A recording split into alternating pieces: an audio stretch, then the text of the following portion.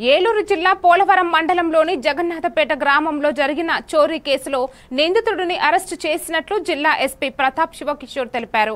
మే 13న గ్రామానికి చెందిన శ్రీనివాస గుప్తా ఫిర్యాదు మేరకు పోలీసులు కేసు నమోదు చేసి దర్యాప్తు చేపట్టారు. నిందితుడు ఉసురుమూర్తి గంగాచలంను తాడిపూడి లిఫ్ట్ ఇరిగేషన్ సమీపంలో అదుపులోకి తీసుకుని విచారించగా చోరీ అంగీకరించినట్లు ఎస్పీ తెలిపారు.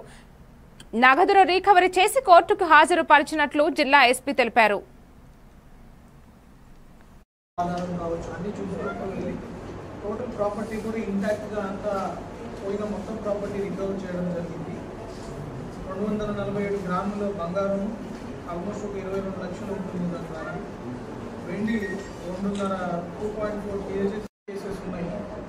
ఈ కేసులో కూడా ఈ షీట్స్ సరిగ్గా మెయింటైన్ చేయడం వల్ల ఇతని మోడస్ ఆపరెండి మన వాళ్ళు ప్రాపర్గా మెయింటైన్ చేయడం, ఇలాంటి ఏరియాలో దొంగతనం జరిగితే ఫస్ట్ సస్పెక్ట్ ఎవరు ఉంటారని చూడడం, ఆ వ్యక్తి చాలా జాగ్రత్తలు తీసుకున్నా కూడా సీసీటీవీ కెమెరాలు కనపడకుండా తర్వాత వేరే అలవే సృష్టించుకొని అలా ట్రై చేసినా కూడా ఎస్ఐ గారిని నేను ప్రత్యేకంగా అభినందిస్తున్నాను.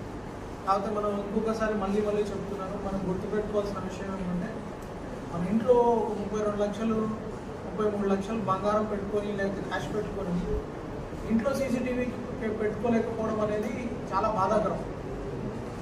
ఇంత డబ్బు మన ఇంట్లో ఉన్నప్పుడు ఇంట్లో ఫస్ట్ ఆఫ్ ఆల్ మనం బయటికి వెళ్తున్నప్పుడు ఎవరైనా మన బంధువులు ఉంచడం లేని పక్షంలో కనీసం ఒక మోషన్ డిటెక్షన్ సీసీటీవీ కెమెరా పెట్టుకుంటే చేయాల్సిన పరంగా మేము ఫేషియల్ రికగ్నిషన్ కెమెరా బస్ స్టాండ్లో అన్ని పెట్టి వాళ్ళ దగ్గరికి దొంగ రాగానే పోలీసు